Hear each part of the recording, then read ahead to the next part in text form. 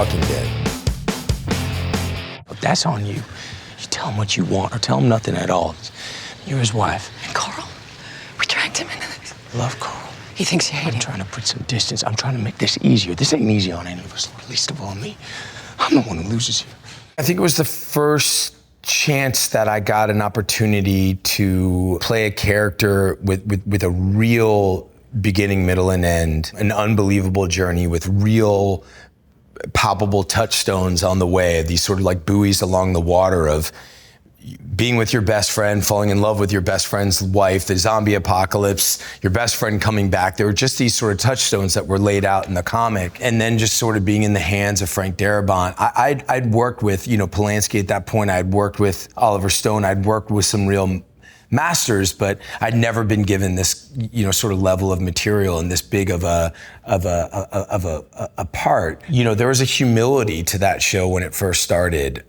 Frank always said, if we're out in the woods and you're playing the zombie apocalypse, if one person isn't taking it 100% serious, the whole thing sort of disappears. And we really had that attitude about us. There were no trailers, there was no craft services. We ate our lunch in the woods. There were snakes, there were ticks, there were huge accidents. It was a no-frills situation. Everyone was there because they believed in that script so much and they believed in Frank so much. It was these young people in the business, as I was just starting to start my family and just becoming a husband and then becoming a father, these people that were a little bit further along in their path, these young, unbelievable artists who were family first people like I am, who really showed me that it was possible to pour everything into your art and pour everything into your family. And not only was that enough, but that's the only way to do it, to just have those two avenues and that's it. I was so grateful for it in every way. And I know that there is no way I would ever be able to be doing what I'm doing if it wasn't for The Walking Dead and if it wasn't for Frank Darabont.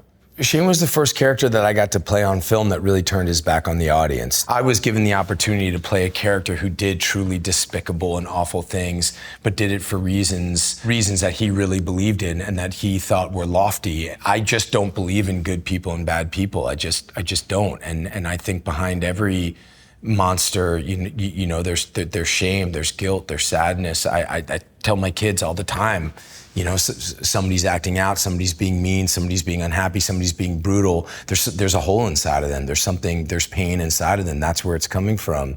And Shane was the first character that I got to explore that really gave me the permission and the landscape and the runway to dive into all that and to explore all of that and to explore a really, really complicated man that some could really get behind, but also, to play him in a way that to have the courage to turn my back on the audience, to have my courage to be truly despicable, but knowing that the level of writing and the level of filmmaking and hopefully the level of the performance would also show why he's doing it and might be able to tug on the audience to find some empathy for that person. And it's a code in which I live my life. And I'm so grateful for so many of these characters that I've gotten to play because it is completely in line with how I live. I believe in every human being. There's a little innocent kid in there and it's never too late. You can always get somebody to come back. I really believe that.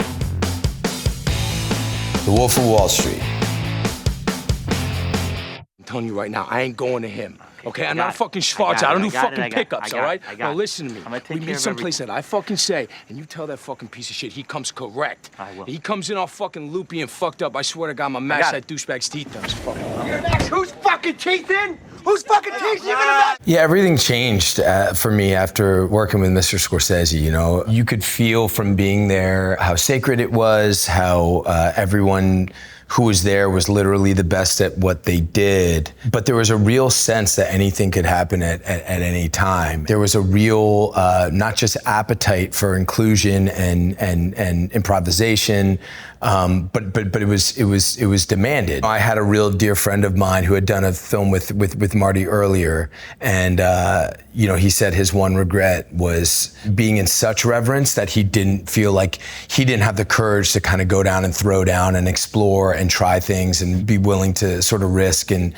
look like a fool in front of everyone. And I was really grateful for that piece of advice because I really went for it. I remember specifically there was a scene that had no dialogue, that Marty wasn't even there for. My character working out in the backyard and the two guys come to buy drugs from, and it ended up becoming sort of this iconic line, like, "Hey Ma, we got chicken or what?" And Ma, we got chicken or what? it was never even supposed to be my mother's house. They just wired us for sound just in case.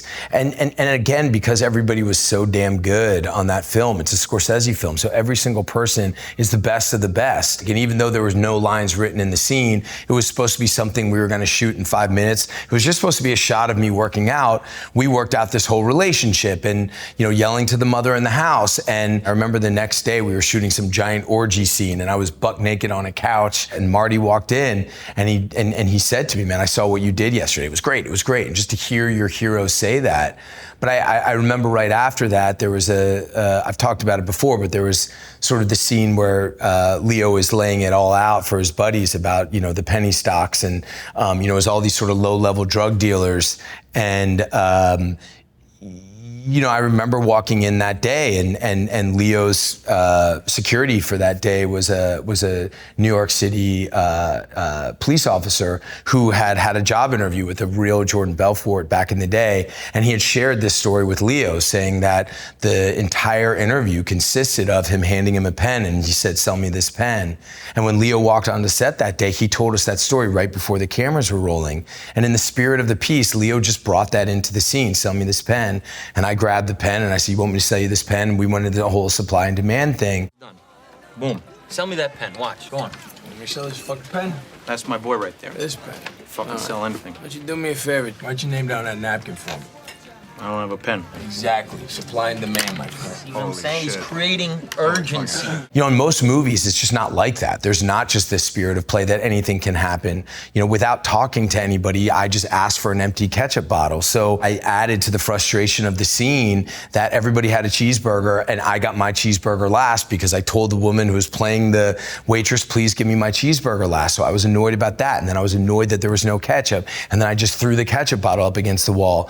And in any other film, you would have had to have discussions, you would have had to get permission, but Marty just ran in and said, "Okay, I want 2 cameras on the ketchup bottle, one." That sort of excitement that anything can happen, that was every single day on that film, and I think that I've been chasing that ever since. When Marty not only gave me permission to do it, but applauded it and loved it and encouraged it, that changed my whole acting style. That's the way I love to work. It's the only way I really do work now, and it changed everything, and I'm so grateful for that experience.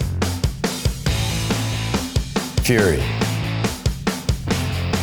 Raise her up, Nolan. Put your ass back on the fucking tight. Fuck is wrong with you? What are you doing, huh? What the fuck is wrong? Are you gonna get mad? You know anything? Yeah, it's good. Ass, come on. Come on. Fuck it. Fuck it. It's called war. You feel it?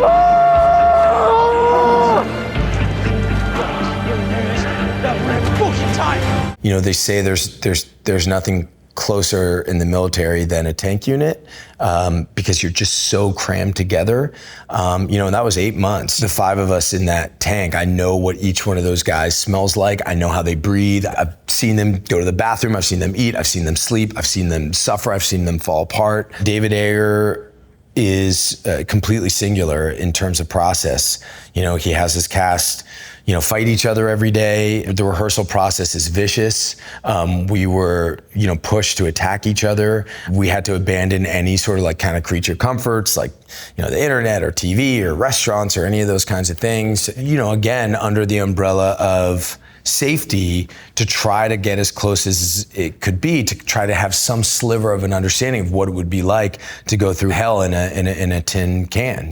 That's really what it was. What you mean you gonna hold this? The tank's busted. The tank's fucking busted, Top. Yeah, you said that. Top, what are you doing? What do you want to do? You want to sit here? We're gonna hold this crossroad. You want to sit crossroad. here, hold off the SS battalion? No, it's not what I want to do, but it's what we're doing. There's 5 of us. Get your fighting position. Mount up. Fucking fighting positions when we ain't got a tank. How are we gonna fight? It's this sacred responsibility. It's this unbelievable vitality and how important it was to David, as a veteran, to, have World War II vets there, for us to sit and talk to have, Kevin Vance, Navy SEAL, to be a part of every single frame, to be part of our training. I don't know that I've ever never gotten as close to a group of people, you know, in a film as I had that group. You know, again, in that same line of like working with Marty, you know, to do each film, to do each project like it will be your last, to be willing to kind of leave it all on the field. And if I never work again, this is what I want everyone to see. I'm willing to give it all. I'm willing to give it all. And that's really what that one was. And the level of commitment that was demanded reshaped my way of working going forward, and I'm so grateful for that opportunity. Punisher.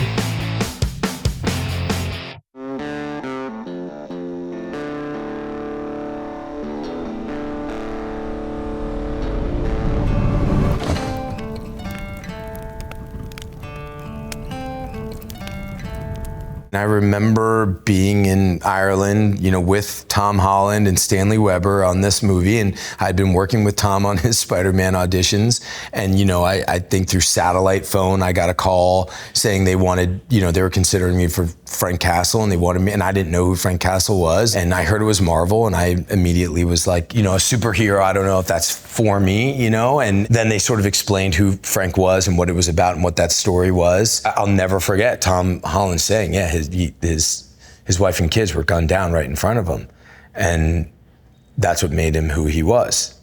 And you know, I said it a million times, I just could never begin to try to take that on if I wasn't a father and a husband first, you know, first and foremost, that's who I am. And just even the thought, just beginning to think if somebody took them from me, you know, that feeling, like that's the feel. As soon as I felt that, you know, I've done years, you know, of my life, you know, kind of managing and understanding, you know, kind of anger and rage and the trouble that can get you into and the dark corners that can put you in. And it's been such a gift for me to be able to put all of that into my work and to have that work for me, not against me. And so when I started thinking about what it would be to play Frank, something happened inside me. Sometimes you read an incredible script, or you listen to a song, or you look at a painting and something happens inside of you that scares you, that lifts you up, that affects your, you know, the way your heart beats. And that's what happened when I started thinking about what happened to this guy. And it's still that kernel that inspires me and that interests me, because I do think there is Frank Castle in all of us. I really do think that. And I think when I see people, parents who are really supposed to be parents, who have just this utter and complete devotion and commitment to their children and to their family, people who live like that know it. You can immediately recognize it in each other. It's an understanding. But you either have that or you don't. And I think if you have that, then what happened to Frank and what Frank is going through is unbelievably relatable. And again, gives you an opportunity to really turn your back in the audience, to defy likability, to defy pleasantries, to defy any sort of sense of, are you with me or not? He doesn't care, because this is what it's about. But that thing, I promise you, you're gonna understand. You're gonna empathize with.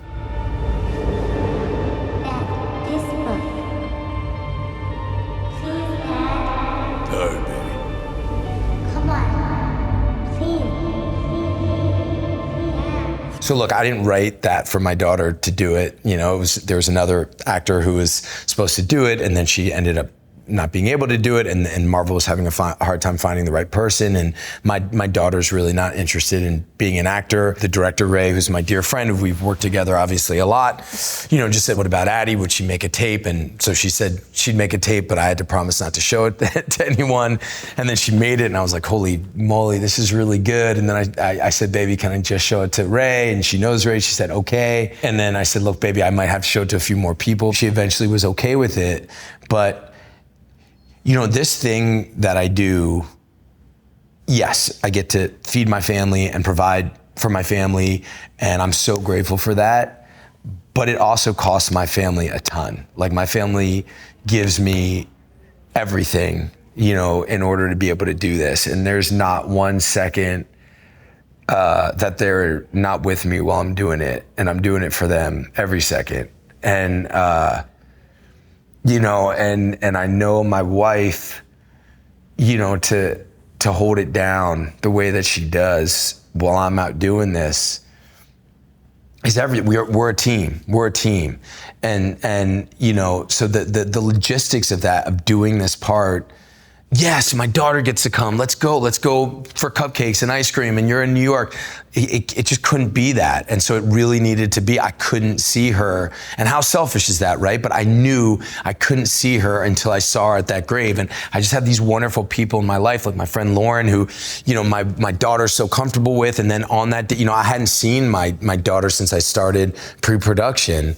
And then the first time I saw her was at that grave, to look up and she was there. And, you know, and yeah, it cracked me, it broke me.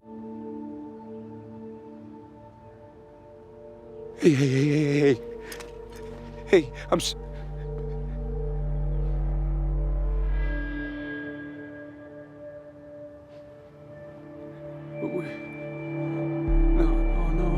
No!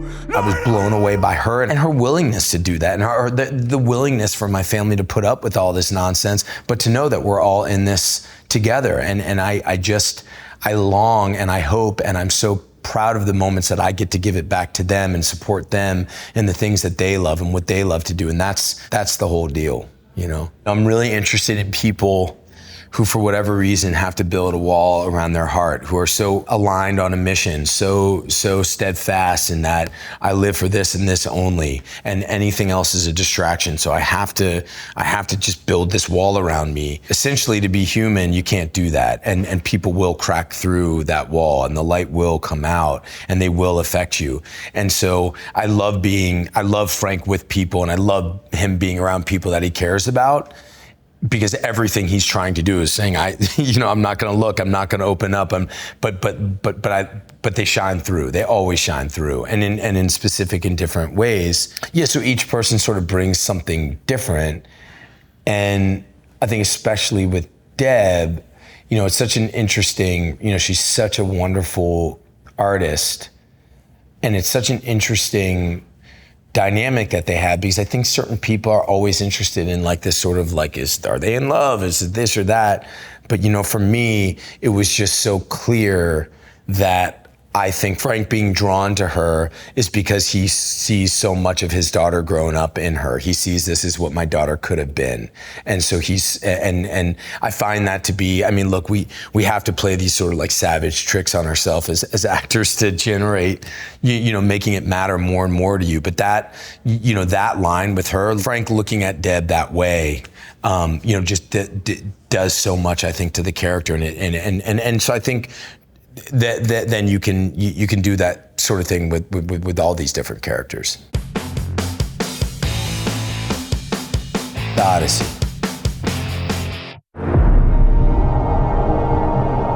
We won the war.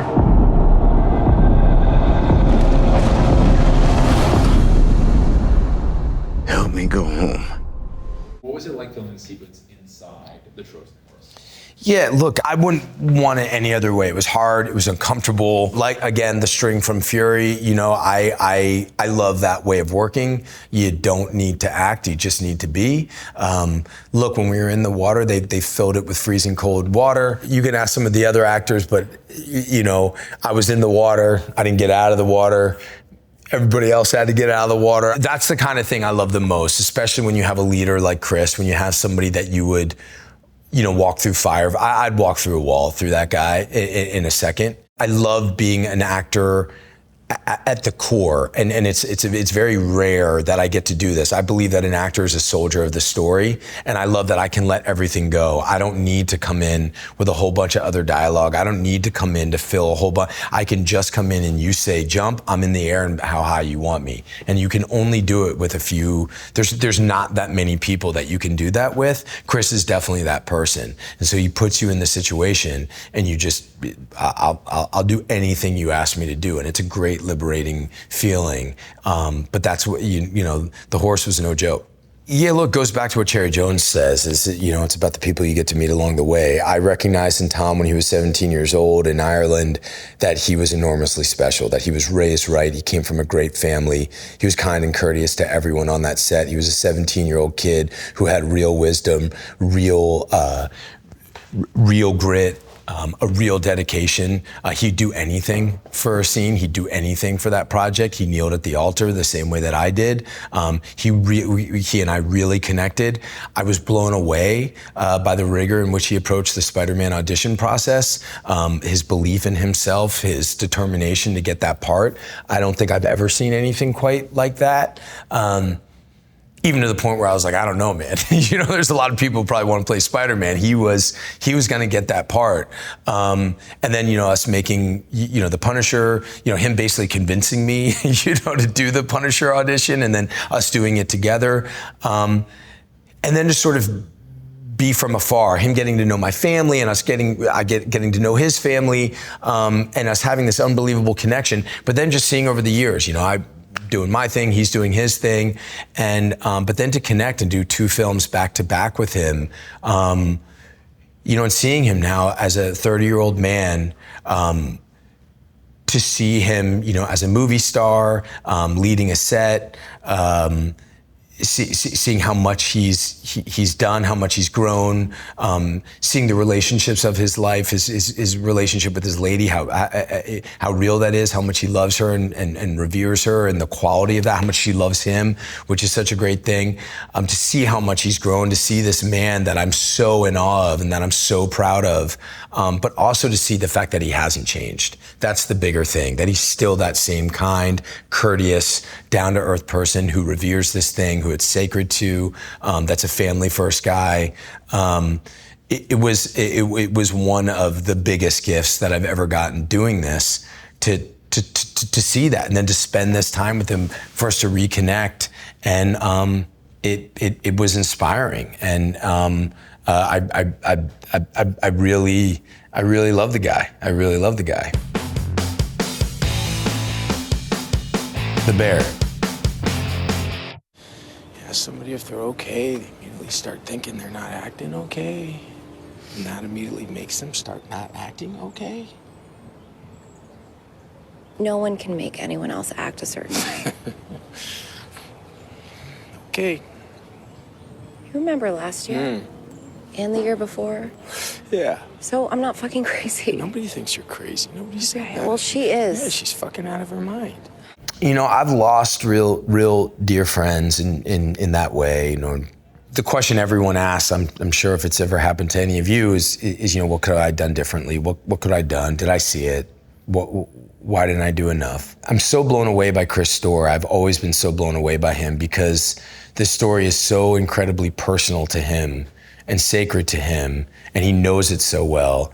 But he also, like all the true great directors, has this ability to just pass it along, to bring in great people and then say, now the story's yours, do what you will with it. And what a gift to say, go write this thing, go write for this character that you get to just drop in and have this little part of this bigger world, this bigger universe that he's created. Come on, baby, let's do this. Oh!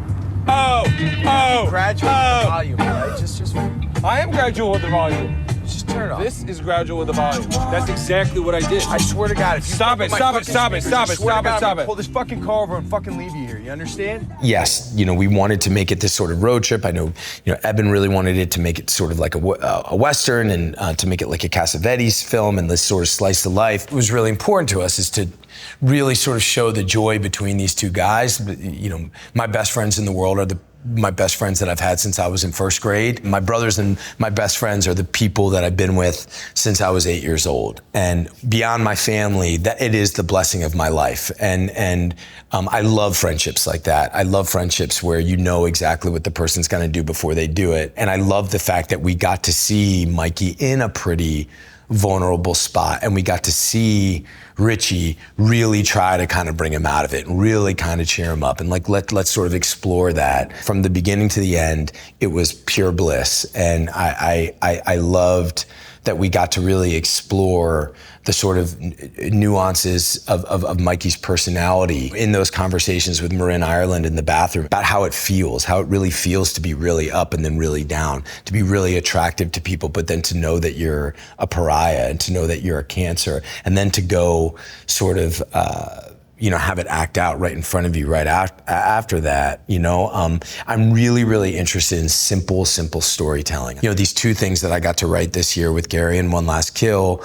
I think that in one sense, Gary is so, there's so much dialogue, they're such verbal people, they're just constantly telling stories, and with Frank, he's a man of such few words, so little dialogue, but both of them, if you really look at them, they're very, very simple stories. I love that. I love the structure of that, and I love being able to then fill it with so much life, so many true stories, so many sort of idiosyncrasies of my own friendships and my own relationships, and to be able to do it with Eben, who's really become one of my favorite partners in the world, period. Like now after this play and doing Punisher with him and doing this with him and starting off understudying him in a play, I know him so well. I believe in him so much. We are so different, but our sense of humor is like the exact same. The things that we love are the exact same.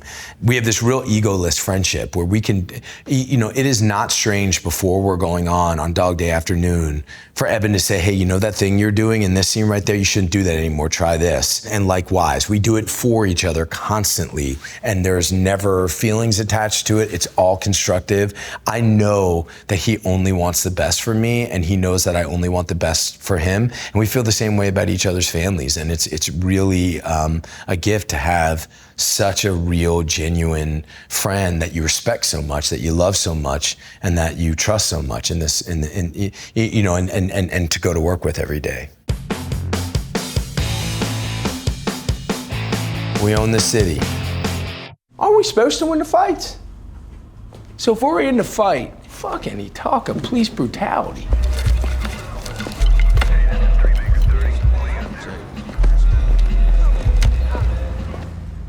If we lose the fights, we lose the streets.